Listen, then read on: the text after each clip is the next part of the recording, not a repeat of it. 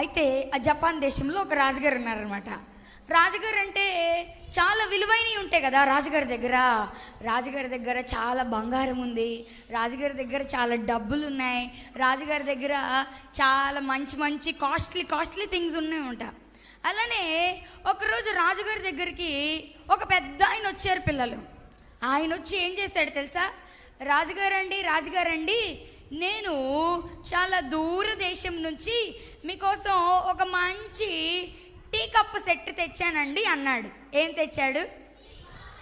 మీ ఇంట్లో టీ కప్పులు ఉన్నాయా? టీ కప్పుల సెట్లు ఉంటాయి కదా, మన ఇంట్లో ఎంత ఒక 300-400 ఉంటాయి, అంతేనా టీ కప్పుల సెట్లు? కానీ రాజుగారికి ఆ పెద్ద ఆయన తెచ్చిన బహుమానం మాత్రం చాలా విలువైందనమాట. అది చాలా అంటే కొన్ని లక్షల ఖర్చు కలిగినది. ఓకే, అయితే ఆ విలువైన ఆ టీ కప్ సెట్ని ఆయన షోకేస్లో పెట్టుకొని ఆ రాజుగారు చూసి ఇది భలే ఉంది, నేను రోజు దీంట్లో టీ తాగుదాం అనుకున్నాడు. రోజు ఏం చేస్తున్నాడంటే చక్కగా కప్పు తీసుకొని రోజు ఆ కప్పులో టీ పోసుకోనో లేకపోతే పాలు పోసుకోనో కాఫీ పోసుకొని రోజు ఆయనకి ఇష్టం వచ్చింది తాగుతున్నాడు అనమాట ఆ కప్పు సాసర్లో. అయితే ఒకరోజు ఏం జరిగిందో తెలుసా? ఒకరోజు మనలాగే వాళ్ళ ఇంట్లో ఒక అబ్బాయి ఉన్నాడు.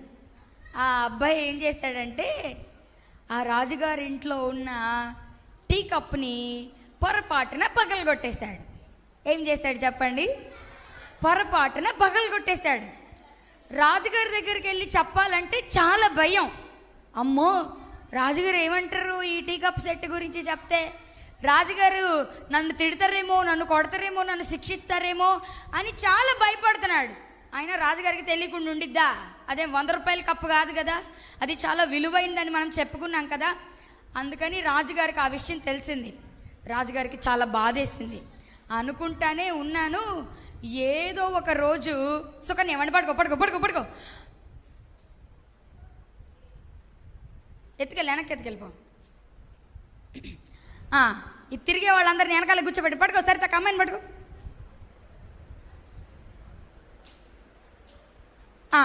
సో అలాగనమాట, ఎవరు వెనకాల నుంచి ఎవరు వస్తానో అక్కడే కూర్చోబెట్టండి. ఓకే, సో రాజుగారికి చాలా బాధ కలిగింది, కోపం వచ్చింది. కానీ వాడేం కావాలని పగలగొట్టలేదు కదా, వాడు టీ బాస్ అంటేనే పగిలిపోయింది. రాజుగారికి చాలా బాధ కలిగిందనమాట. బాధ కలిగి ఇప్పుడు ఎలా అయినా ఆ కప్పు మళ్ళీ కావాలి. పగిలిపోయిన కప్పు వచ్చిద్దా? ముక్కలు అయిపోయిన కప్పుని మీరు ఇంట్లో పెట్టుకుంటారా?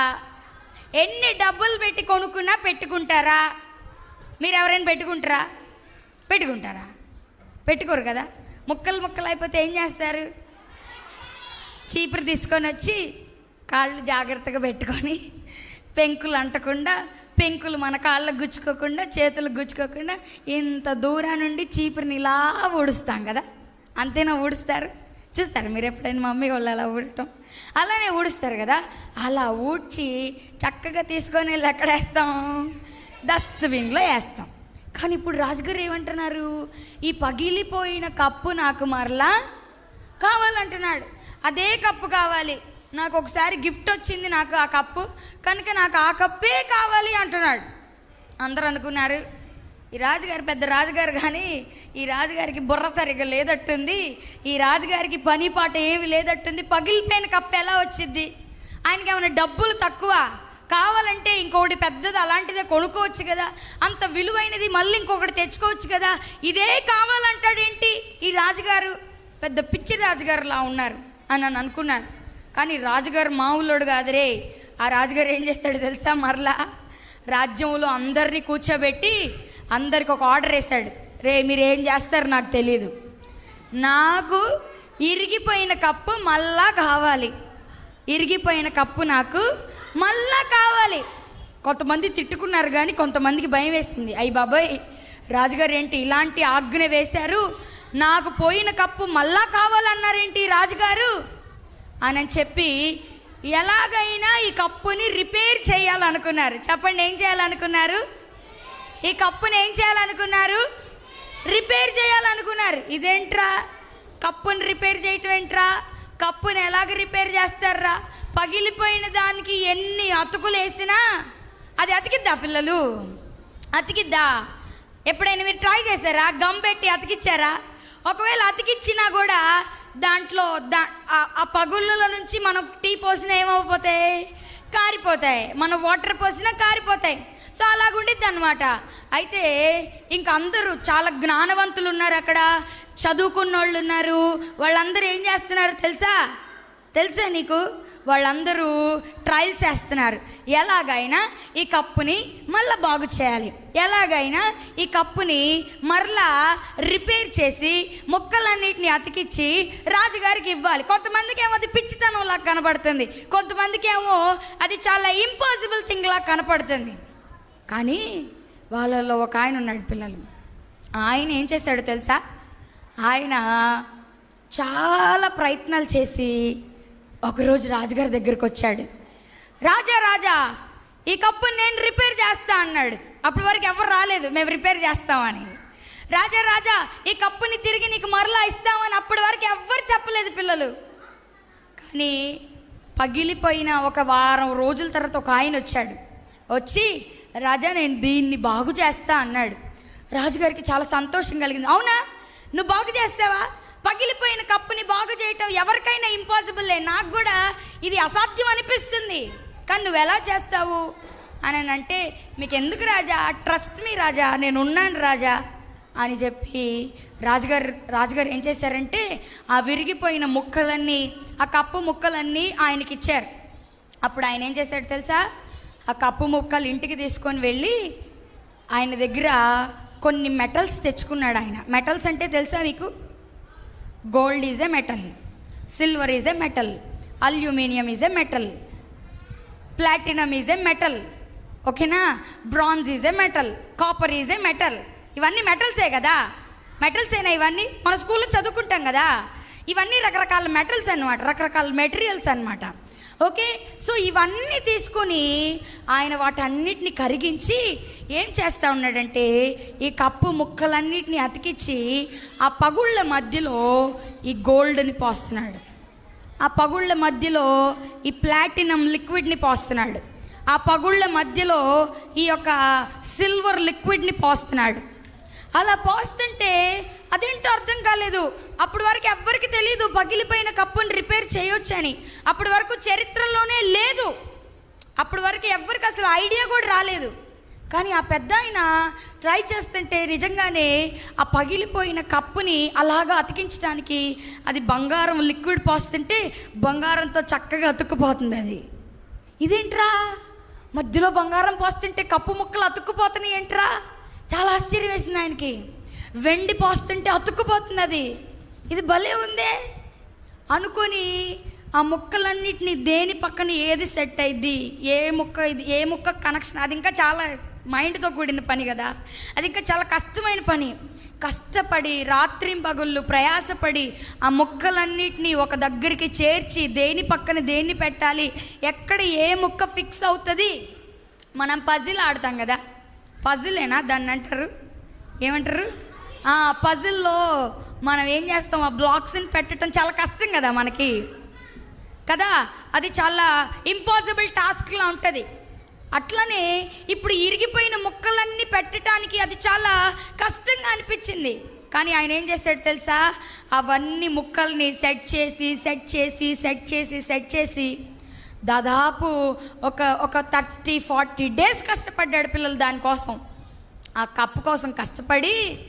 అసలు ఆ కప్పుని ఏం చేశాడు తెలుసా? ఆయన చక్కగా ఒక కొత్త కప్పులాగా మధ్యలో పగిలిపోయిన దాని అంతటి దగ్గర గోల్డ్ని, సిల్వర్ని, ప్లాటినంని ఇలా చాలా విలువైన మెటల్స్ వేసి దాన్ని అతికిస్తే అదొక కొత్త కప్పులా మారిపోయింది. ఒకసారి యేసుకి గట్టిగా స్తోత్రం చెప్దాం, హల్లెలూయా.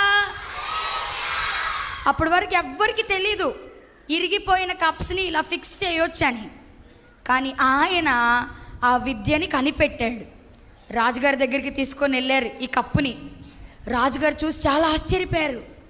రాజుగారి దగ్గర ఉన్న వాళ్ళందరూ ఆశ్చర్యపోయారు. అరే, పగిలిపోయిన కప్పుని ఇట్స్ ఓన్లీ డస్ట్బిన్ అనుకుంటాం మనం, అది డస్ట్బిన్కి వెళ్ళాలని మనం అనుకుంటాం, ఇదేంట్రా పగిలిపోయిన దాంతో బంగారం కలిపితే ఇంత విలువైనది అయిపోయింది ఏంట్రా? పగిలిపోయిన దానికి ఈ ముక్కలు అతికిచ్చి ప్లాటినం వేసి బంగారం వేస్తే ఇంత బాగా అయిపోయింది ఏంట్రా అని చాలా ఆశ్చర్యపోయారు. అప్పుడు రాజుగారు ఏం చేశారు తెలుసా? అరే, ఈ కొత్త కళ వచ్చిందే, ఈ కొత్త విద్య వచ్చింది కదా, ఇది మనం నేర్చుకున్నాం కదా, దీనికి ఏమని పేరు పెడదామంటే కిట్సుంగి అనే పేరు పెడదాం. చెప్పండి, ఏ పేరు పెడదాం? కిట్సుంగి. ఏం పేరు? కిట్సుంగి. ఈ ఆర్ట్కి కిట్సుంగి అనే ఆర్ట్ పేరు పెడదాం. ఇప్పటి నుంచి మనం ఏం చేద్దామో తెలుసా? కప్పులు ఎలా తయారు చేద్దాం అంటే, ముందు మంచి కప్పు తయారు చేద్దాం, మట్టితో కప్పు తయారు చేద్దాం, లేకపోతే పింగాణితో కప్పులు తయారు చేద్దాం. మోస్ట్లీ మన ఇంట్లో పింగాణి కప్పులు ఉంటాయి కదా, పింగాణి కప్పులేనా ఉండేది? పింగాణి కప్పులు ఉంటాయి. ముందు మట్టితో కప్పులు తయారు చేద్దాం, తర్వాత ఈ కప్పులను ఏం చేద్దామంటే పగలగొడదాం. ఈ కప్పులను ఏం చేద్దాం? పగలగొడదాం. ఈ కప్పుల్ని పగలగొట్టేసి మరలా ఈ కప్పులకి బంగారం వేసి, ఈ కప్పులకి ప్లాటినం వేసి, వీటిని అతికిచ్చి మామూలు పింగాణి కప్పులు అయితేనేమో 50 రూపాయలకు అమ్ముదాం. కానీ పగిలిపోయి అతికించబడి బంగారంతో పోతపోయబడిన కప్పులనేమో 50,000కు అమ్ముదామని చెప్పాడంట. ఒకసారి యేసుకి స్తోత్రం చెప్దాం. హల్లెలూయా. అర్థమైందా మీకు? మామూలు బాగున్న కప్పుని ఎంతకు అమ్ముదాం? 50 రూపాయలకి అమ్ముదాం. కానీ పగిలిపోయి మళ్ళీ బంగారంతో అతికించబడిన కప్పుని ఎంతకు అమ్ముదాం? 50 ఎక్కువ, 50,000 ఎక్కువ. 50,000 అవ్వాలంటే ఆ కప్పు ఏమవ్వాలి? ఆ కప్పు ఏమవ్వాలిరా?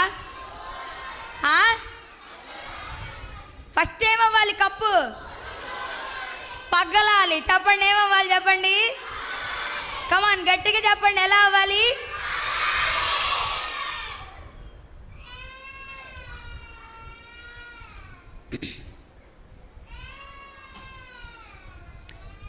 ఆ కప్పు పగిలితేనే ఏమవుతుంది పిల్లలు? దానికి చెప్పండి చెప్పండి చెప్పండి. ఆ కప్పు పగిలితే ఏమవుతుంది? దాని విలువ, చెప్పండి, దాని విలువ పెరిగింది కదా. ఇది స్టోరీ పిల్లలు. ఇప్పుడు దీంట్లో నుంచి మనం కొన్ని విషయాలు నేర్చుకున్నాం. ఓకే, నేర్చుకోవడానికి మీరు సిద్ధంగా ఉన్నారా? చాలాసార్లు మనం కూడా బాగున్న కప్పులా ఉంటాం పిల్లలు. 50 రూపీస్ కప్పులా ఉంటాం. ఎలా ఉంటాం చెప్పండి? మనం చెప్పండి, ఎలా ఉంటాం చెప్పండి? 50 రూపీస్ కప్పులా ఉంటాం కదా. అయితే కొన్నిసార్లు మనం పగిలిపోతాం. ఎందుకు పగిలిపోతామో తెలుసా? మనకి స్కూల్లో చదువుకున్నది రాలేదనుకో, బాగా చదువుకుంటాం ఎగ్జామ్లో రాయాలని. కానీ కొన్నిసార్లు పెన్ను పెడితే ఏం గుర్తురాదు. అప్పుడు ఏమైపోతాం? మనం బ్రేక్ డౌన్ అయిపోతాం కదా. నాకేంటో ఏమీ రావట్లేదు అని ఏడుపు వచ్చింది మనకి. నేను చదివాను అయినా నాకు ఇది రావట్లేదు అని చాలా బ్రేక్ డౌన్ అయిపోతాం. మంచి మార్కులు రాలేదనుకో, ఫెయిల్ అయిపోయామనుకో, మమ్మీ డాడీ వాళ్ళు తిడతారు. అరే, నీకు డబ్బులు కడుతుంది ఎందుకు రా, అరే వేస్ట్ వేళ శుద్ధ పప్పుగా అని తిడతారు కదా మమ్మీ వాళ్ళు. అలా తిట్టారనుకో మనకి చాలా బాధ కలిగిద్ది, మనం బ్రేక్ అయిపోతాం. తర్వాత కొన్నిసార్లు మనం గేమ్స్ ఆడుకునేటప్పుడు మనం ఓడిపోతూ ఉంటాం. లేకపోతే ఇంకేదన్నా చేసేటప్పుడు కొన్నిసార్లు మన అనారోగ్యాలని బట్టి మనం బ్రేక్ డౌన్ అయిపోతూ ఉంటాం. కుటుంబంలో కొన్ని సమస్యల్ని బట్టి మనం బ్రేక్ డౌన్ అయిపోతూ ఉంటాం. మనం చేయాలనుకున్నవి చేయలేక మనం బ్రేక్ అయిపోతూ ఉంటాం. పిల్లలు వింటున్నారా మీరందరూ? ఎప్పుడైనా మీరు అలా బ్రేక్ డౌన్ అయ్యారు అని మీకు అనిపించినప్పుడు, ఎప్పుడైనా మీరు పగిలిపోయిన కప్పు అయిపోయారని మీకు అనిపించినప్పుడు మీరు ఏం చేయాలో తెలుసా పిల్లలు? యేసయ్య దగ్గరికి రావాలి. చెప్పండి, ఎవరి దగ్గరికి రావాలి చెప్పండి? యేసయ్య దగ్గరికి రావాలి. యేసయ్య దగ్గరికి వచ్చారనుకో, పగిలిపోయిన మనల్ని, ముక్కలు ముక్కలుగా అయిపోయిన మనల్ని, ముక్కలుగా అయిపోయిన మన హార్ట్ని యేసయ్య ఏం చేస్తాడు తెలుసా? మళ్ళా ఇందాక ఆయన చేశాడు చూసారా, పెద్ద ఆయన పేరు తెలియదులే కానీ ఆయన వాటన్నిటిని జాయిన్ చేసి చక్కగా బంగారాన్ని పోసాడు కదా. అలానే యేసయ్య మనందరి జీవితాల్ని చక్కగా అతికిచ్చి మనకి బంగారం వేసి 50 రూపాయల కప్పుని ఎంత విలువైనదిగా చేస్తాడు పిల్లలు? 50,000గా చేస్తాడు. నేను మీకు ఏం చెప్పాలనుకుంటున్నానంటే, మీరు చేతగాని వారని ఎప్పుడూ అనుకోవద్దు, ఓకేనా? మీరు బ్రోకెన్ అయిపోయారని ఎప్పుడూ అనుకోమాకండి. Don't let anything disappoint you, okay? ఇంగ్లీష్లో ఏమంటారు తెలుసా? బ్రోకెన్ ఈజ్ బ్యూటిఫుల్ అంటారు. చెప్పండి, ఏమంటారు? Broken is beautiful. ఇంకో మాట కూడా చెప్పండి, the more you are broken the more you are worthy అనండి అందరు. ద మోర్ అనండ్రా, the more you are broken the more you are worthy. ఏంటే వాటరా? Worthy, WORTHY, worthy, okay? The more you are broken the more you are worthy. మీరు ఎంత పగిలితే అంత చెప్పాలి, అందరు చెప్పాలి. ఎంత పగిలితే, నాకు వినపట్ల, ఎంత పగిలితే. అందుకని పగిలిపోతున్నామని మనం ఎప్పుడు ఏం చేయకూడదు చెప్పండి? బాధపడకూడదు. అయ్యో నేను ముక్కలు అయిపోతున్నానని ఏడవకూడదు. యేసయ్య ఏం చేస్తాడు తెలుసా? మనం విరిగిపోయినా, మన కప్స్, మన జీవితాలు విరిగిపోయినా, యేసయ్య విరిగిపోయిన దాంట్లో నుంచి, బ్రోకెన్ అయిపోయిన దాంట్లో నుంచి అద్భుతంగా చేయగలడు. ఒకసారి బిగ్గరగా యేసయ్యకి చప్పట్లు కొడదామా? గట్టిగా కొడదాం చప్పట్లు. మన యేసయ్యకి అసాధ్యమైనది ఏమైనా ఉందా పిల్లలు? ఉందా? యేసయ్యకి ఏదన్నా ఇంపాసిబుల్లా? యేసయ్యకి ఏది ఇంపాసిబుల్ కాదు పిల్లలు. మనం యేసయ్య దగ్గరకు వచ్చి అడిగితే యేసయ్య ఏం చేస్తాడు తెలుసా? కొండనెళ్ళి సీలో పడమంటే పడిద్దంట. చెప్పండి, కొండనెళ్ళి మనం పాడుకుంటామే, ఆవగింజంత విశ్వాసం కొండ వెళ్ళి సీలో పడమంటే ఓకే అంటది. తర్వాత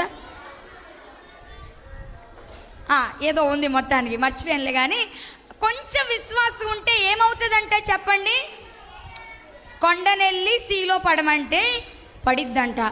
సో మనం కూడా మన బ్రోకెన్ లైఫ్స్ని, ఓకే, కొన్ని మనకి అవ్వనివి యేసయ్య దగ్గరికి తెచ్చామనుకోండి, యేసయ్య ఏం చేస్తాడు చెప్పండి? ఆ జపనీస్ ఆర్ట్ ఉందే, ఆర్ట్ పేరేంటిది? మర్చిపోయారా? ఆ ఆర్ట్ పేరేంటిదిరా? కిట్సుంగి అనండి అందరూ. స్పెల్లింగ్ చెప్పనా? KITSUNGI అనండి అందరూ. కిట్సుంగి, ఓకే? సో మీరు బ్రోకెన్ అయితే ఏడవాలా? ఇంకా నా లైఫ్ అంతా డస్ట్బిన్ అనుకోవాలా? అనుకుంటారా? యేసయ్య లేకపోతే అనుకుంటారా? మనకెవరున్నారు చెప్పండి? యేసయ్య ఉన్నాడు. చెప్పండి, అందరు చేతి చెప్పండి, మాకు యేసయ్య ఉన్నాడని చెప్పండి.